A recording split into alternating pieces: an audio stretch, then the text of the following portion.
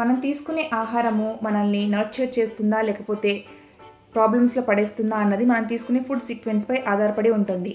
ముఖ్యంగా ఫంక్షన్స్కి వెళ్ళినప్పుడు అక్కడ ఐటమ్స్ చాలా ఎక్కువ ఉంటాయి, మనకు అన్నీ తినేయాలనిపిస్తుంది, కానీ అన్నీ తినేస్తే ఏమవుతుందో అని భయపడుతూ ఉంటాము. అలాంటి వారి కోసము ఒక సీక్రెట్.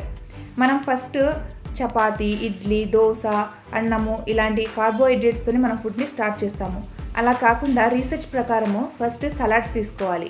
అంటే క్యారెట్, కుకుంబర్, కార్న్ ఇలాంటివి ఏవైనా సరే సలాడ్స్తో ఫస్ట్ ఫుడ్ని స్టార్ట్ చేయాలి. సెకండ్ ప్రోటీన్ తీసుకోవాలి. అంటే పన్నీరు, రాజ్మా, సోయా, పప్పు ఇలాంటి వాటిని రోటీతో కలిపి తీసుకోవచ్చు.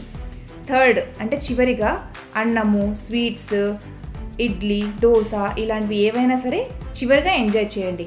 సో ఇలా తినడం వల్ల బ్లడ్లో షుగర్ స్పైక్స్ తగ్గుతాయి, డైజెషన్ బాగుంటుంది, అలాగే ఫ్యాట్ స్టోరేజ్ కూడా తగ్గుతుంది. అందులోనూ ప్రోటీన్ ముందే తినేస్తాం కాబట్టి మన కడుపు ఫుల్ అయిపోయి కార్బోహైడ్రేట్స్ని తక్కువగా తీసుకుంటాము. సో ఈ విషయము చాలామందికి తెలీదు, కాబట్టి అలాంటి వారికి షేర్ చేయండి.